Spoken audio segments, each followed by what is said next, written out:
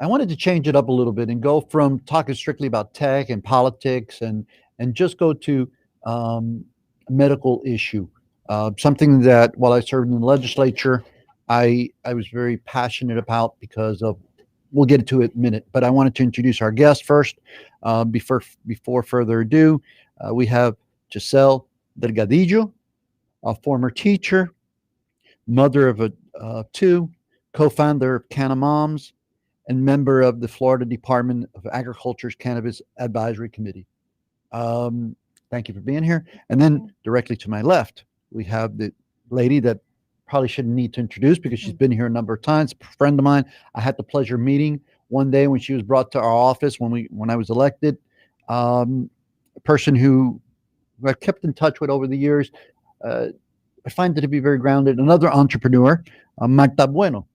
So, without further ado, again, Marta Bueno is currently an elected vice chair of the West Kendall Community Council, Area 11.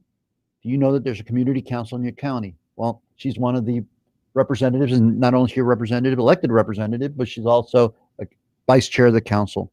She's an entrepreneur, like I said, has also been the vice chair of the Libertarian Party in Miami-Dade County. Um, but let's go into this conversation, right? So today the topic is medical use marijuana, the formation of CannaMoms, what that's about, and a little history on it. Also, we want to talk about this legislative proposal, this movement right now to legalize adult use marijuana.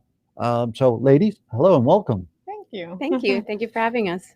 So, Giselle, why don't you tell us first of all, CannaMoms, what is that, and how does it get started? Okay, so because we have children that are very ill. They're my son has Dravet syndrome. It's seizures that are very hard to control. He's had in the past up to 300 seizures in one day.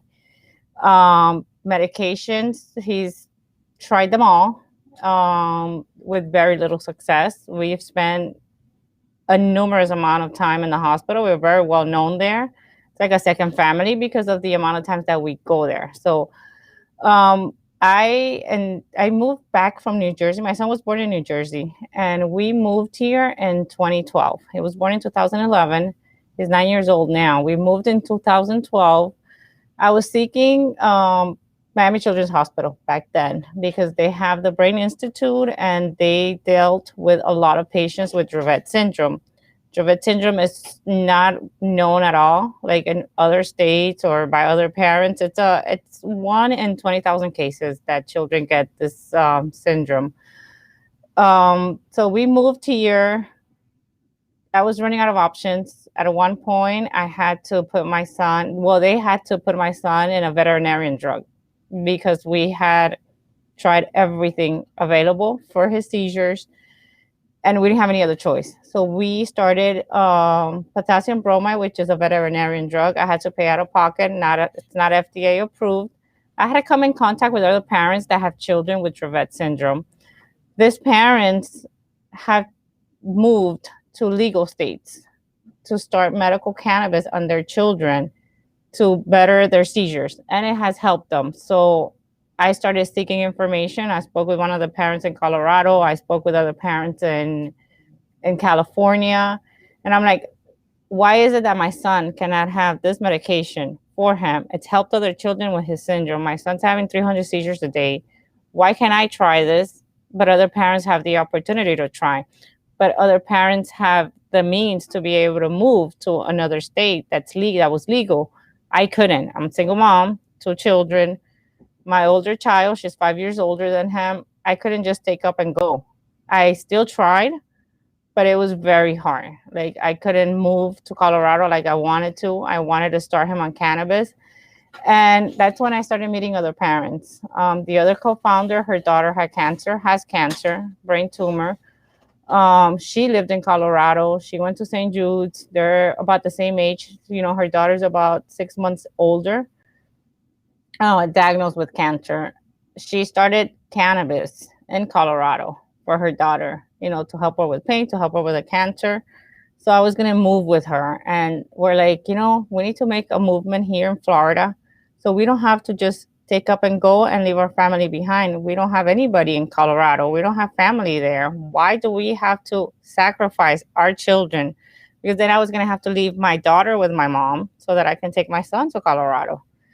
We're like, we need to do something. Then we started like they started the 2004, no 2014 Amendment 2.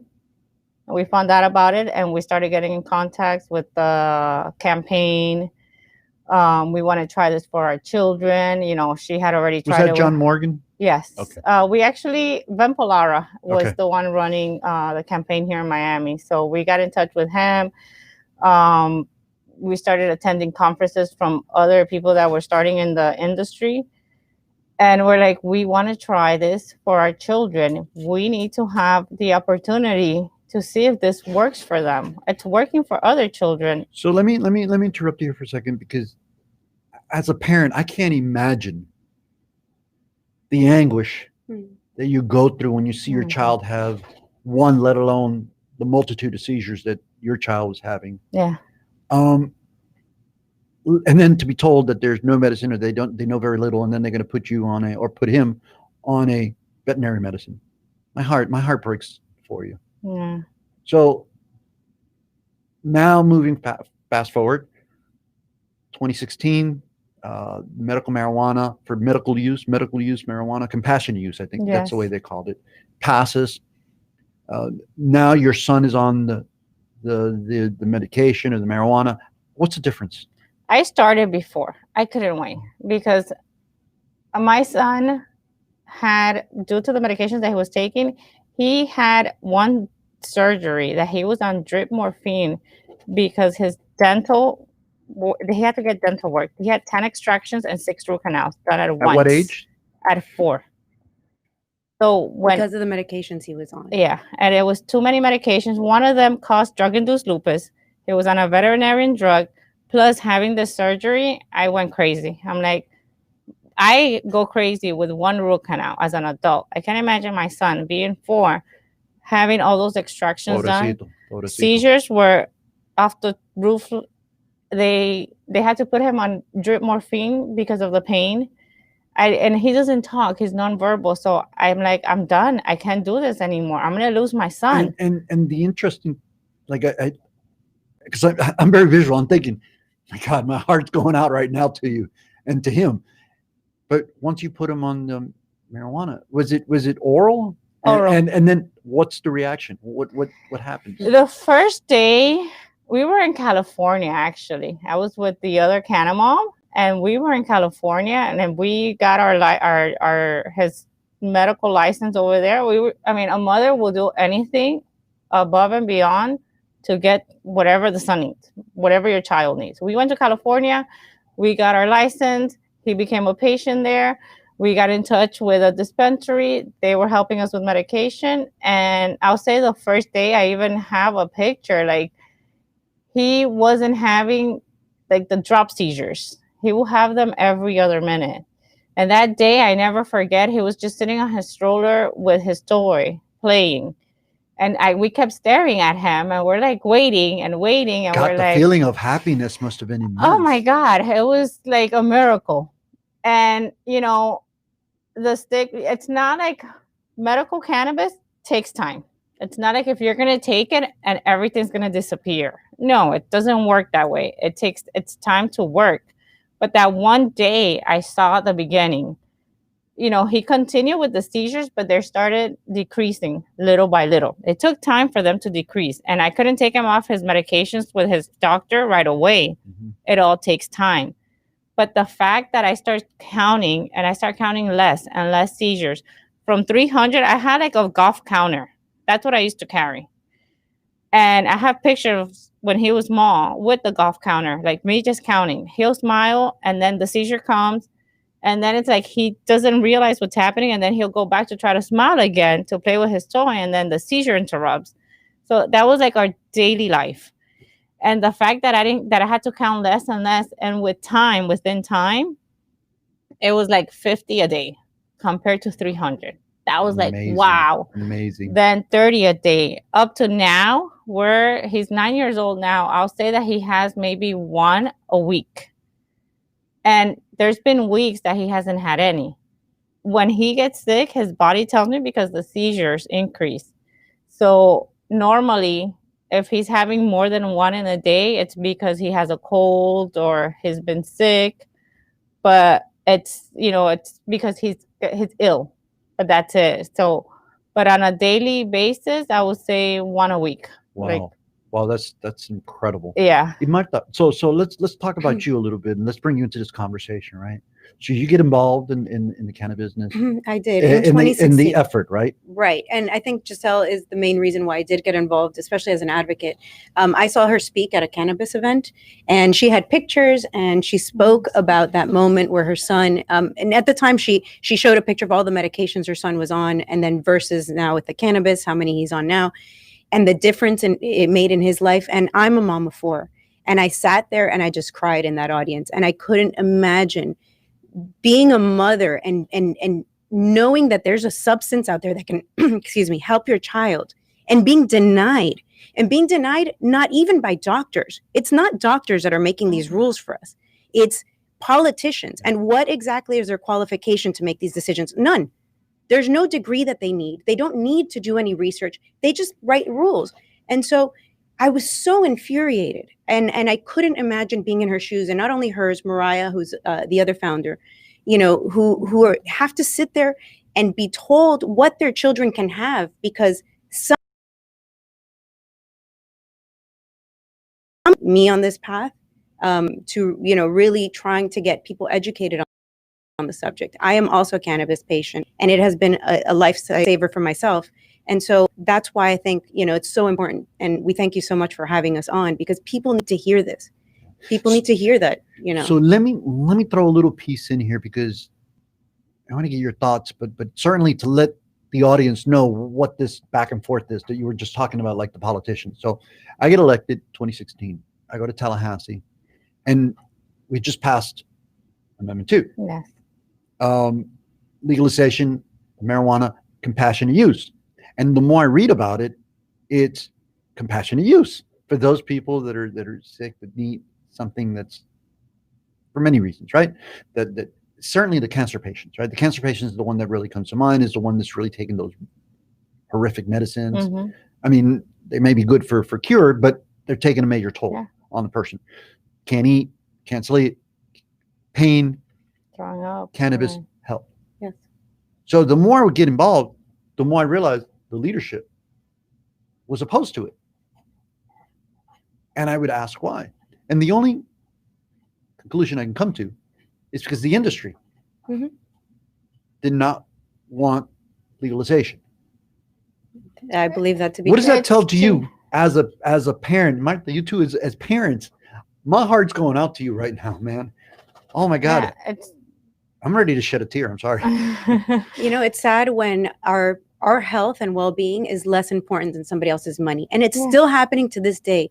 I work with veterans and people who need it, who can't afford it because it's thousands of dollars per an ounce of cannabis, when you can grow this plant in your backyard like you can grow tomatoes. So, it's still, to this day, it's still about the money. It's still about the industry making money. It's still about, people ahead of patients, ahead of the constituents that put these politicians into office. They forget, because they get paid by these corporations, they get donations to their campaigns. Donations. Yeah. So they forget that we, the people that have to live under the rules that they create, we are here sitting here going, why? Well, in all transparency, I was a police officer 26 years, right? I worked for the Miami-Dade Schools Police. And there were a number of people that I arrested through my career. And I'm glad I arrested them, because they were dealing in marijuana, but they were selling to kids, and they were growing. We had one guy that was growing the weed in his house, and how he was not killing the weed, the plant, is amazing to me. But he was spraying Raid to increase the potency, and the name for the weed on the street was badass shit. That's what people thought. Yeah. And so, but We're not talking about that. We're talking about, regulated business that is controlled from seed to dispensary. Oh my I don't think we goodness. even need that, to be honest. Again, if you Okay, grow it in your uh-huh. own house, you won't be putting raid on your own God, I material. hope not. Yeah, no. You know, if you can grow tomatoes at home, Mhm. why can't you grow a plant that can be used for so many things? medicinal use. Yeah, medicinal use of Extremely it. medicinal. You know, you spoke about cancer, and we've been talking about seizures and Dravet syndrome, but there's over 70 conditions that we know it helps with. I personally suffer from arthritis, and I have not had to take an arthritis medication for over 3 years. People on arthritis medication know that it will damage your liver. Mhm. So not only do I have the benefit of not having arthritis, or at least not suffering the pain of it, but I'm also not destroying my liver. So, you know, the fact that we think that Pain humans, that Glaucoma. glaucoma, exactly, that we think that people need this regulation, need a company to sell it to us, when you can grow anything in your, we live in Florida. This is an amazing place to grow Oh pretty my much goodness. anything. It's, know? it's better to grow here than Colorado. But Right. Colorado, it's the main one that, when we became a patient in Colorado, I was giving his medical card. You can grow up to 8 plants. I don't live here yet. I don't know how to grow a plant. I kill plants, but if I could find someone that could grow for me, that would be ideal, because it would be his medicine. Something that I'm just going to invest on his plant, and not on paying a doctor, not on paying a dispensary, not on paying a renewal. I have to pay double the price. One, for my son being a patient to the state of Florida. Then I have to pay as a caregiver. If I were to become a patient, I will have to pay 3 times, because then I will have to pay as a caregiver and a patient. And these are Plus my $75 son. fees per each card that she has to pay. And this is every 6 months? Every year. I'm sorry, every year. Plus the doctor visits, which, it adds up, because your regular doctor can't see the patient. It has to be a particular cannabis doctor. So the state has added so many rules and so many regulations to this that it's strangling people who can't afford it. So a lot forces them to go to the black market again. Right. So I wanted, because we have about 6 minutes left, but I wanted to touch on real quick other patients, feedback from other parents on their kids, their family members. What has it been? Parents still living in Colorado, because I never forget this one parent that I met.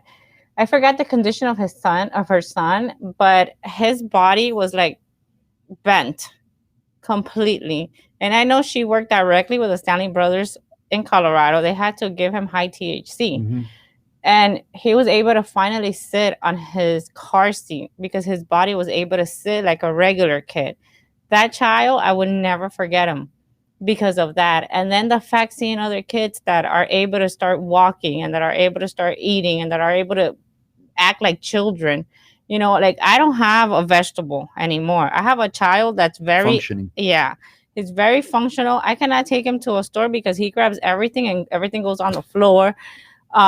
He'll grab my hair, he'll grab my phone. I didn't have that before. I had a child that was always laying down, that I was able to take him everywhere, because it was like a vegetable. I had to stop going to church at once, even though they told me not to, because he started being loud. He doesn't speak, but his way of communicating is screaming, and he started screaming. He found his voice. So that alone, I'm like, oh my God, he has a voice. I can hear it. He has, hands that are being to use, like he's grabbing everything and throwing everything on the floor. His first picture was when in 2016, him standing up with his sister. He couldn't do that before. He couldn't sit up straight. He couldn't crawl. He was like a baby trapped in like a 5-6-year-old body. When I started him on the cannabis, and he still has some of his seizure meds, but when I started him on cannabis, it was a whole different child. And they're like, "Oh, aren't you afraid of getting him high?" Is that the case with the other parents and the other children? Yes. A lot of the parents, and it wasn't just the CBD by itself. You need the combination. It's like you can't use just Motrin and not use Tylenol to control fevers. You have to use a combination. Sometimes you have to, look for other medications. The same thing with cannabis. You have to look for other strains. And it helped other parents. It helped other parents with children with cancer. If you were to meet Dahlia, oh my God, it's like a huge difference. I like to meet her.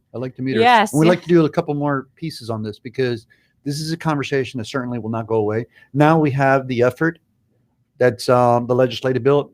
I believe Senator Gary Farmer filed the most recent bill to legalize adult use, right? Right. I also know that there's two proposed constitutional amendments. One that's probably not going anywhere. The other one's probably going somewhere. You know more about that, right? Yes, I've been following it a little bit. I just wanted to say briefly, if you don't mind, before we go, that adult use is super important in the state. I know that people are thinking, well, for medical use is one thing, but adult use is another. A lot of people self-medicate. A lot of people can't go to a doctor and get diagnosed. A lot of people have PTSD, or veterans, especially police officers, people with pain. So, for people who are watching this, you hear adult use, but it's not that people are just going to start, overdosing. By the way, nobody's ever died in the history of humanity from a cannabis overdose. It has never happened. We know that over 80,000 people in the United States die of alcohol. It's Alcohol worse. uses. So Yeah, oh my nobody has God. ever died. And so please, when these things, please support your legislators that are making these decisions. They're going against their parties to do so. So please support them and please help us get this Absolutely. legalized. One thing that I grew up in a house like very Baptist, they were complete, very strict Christians. Marijuana was really bad for you. It wasn't until I started researching on it that it changed my mind, because I never thought of marijuana being used for medication for my son or seeing other adults using it. And when I started researching, when I started meeting people in the cannabis industry, I was like, it completely changed my mind. My pastor from New Jersey, Baptist Church, Southern Baptist Church, she was like helping me. She's like, you need to go to Colorado. You need to get him his medication. He needs to get better. Even from here, like the churches here, they supported because they saw the difference that it made in my son's life.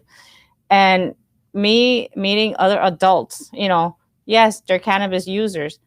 It's not the typical stereotype that they give, on TV, that you're going to see them on the corner, that no, it's not. And the It's kids a- aren't smoking, so Yeah, the kids No, the kids aren't orally, smoking. It's an oral. They give it to Yeah. them in a liquid or like a pasty form. Yeah, of some they kind. they have sublingual too. So The interesting thing is that we have many stigmas, and you just Oh my mentioned goodness. the stigma with people automatically. Myself, I think, when I thought of marijuana, it's like, oh man, this is probably something on the street, the people that I dealt with. But there's another side of this, right? There's another side of this. It's also whether it's compassionate or adult use. And I can think of other substances that are legal. Many of us can, oh my that are goodness. far more devastating, right? You just mentioned Yes. alcohol, but there are so many others. Yes. I have an aggressive form of glaucoma. And it is really uncontrollable at times. Mhm. And the medication that I take, the eye drops and a tablet, was enough to make me, I was so sick, sick to my stomach. It just miserable. It's like pouring sand in your eyes. Yeah. And then a little bit of marijuana. Yes, I am a registry. I'm a patient. I'm the registry. And I still suffer from that stigma because if I'm going to smoke, I don't smoke all day. Very little. It's in the evening. And that's every now and then. And maybe I'm doing a disservice to myself, but I can't get past that stigma that maybe my neighbor's going to smell or somebody's going to think I'm doing it illegally. And so I think that's why we're here, because I am also a user. I do it as well in the evenings because I like to be not, it does change a little bit your perception of things. It does affect you a little bit. So I do it in the evenings, but I think that, we have to be the face of cannabis. We are functioning adults. We manage to, live our lives. Again, I'm the mother of 4 children, and they go to school and they do their things, and I still can medicate. And so the stigma of smelling it, you don't have that stigma if you light up a cigarette. Yeah. Nobody blinks. Mhm. Nobody thinks twice about your cigarette smoke, but they do about cannabis. So Which Yeah. is sad, yeah. So, ladies, I have so many questions for you guys. I want to keep this conversation going. I want to invite others to come, Absolutely. and the community newspapers. I thank the Grants, yes. Michael, Grant, Miller. Did I say the Grants? Yes. The Millers. The Millers. Thank you to the Miller brothers. The Miller Yes. brothers and the community newspapers team who have given us an opportunity to come and speak factually. The best thing about this forum is that they bring community issues to people, right? Yes. And the only thing that I want to say to you that are viewing this is remember that honest conversation goes a very, very long way in educating people. And for that, I am very grateful. So I ask you, everybody, to support the Miami community newspapers and their efforts of communicating to people. Thank you so Thank much, you. ladies, Thank you. and look forward to speaking again.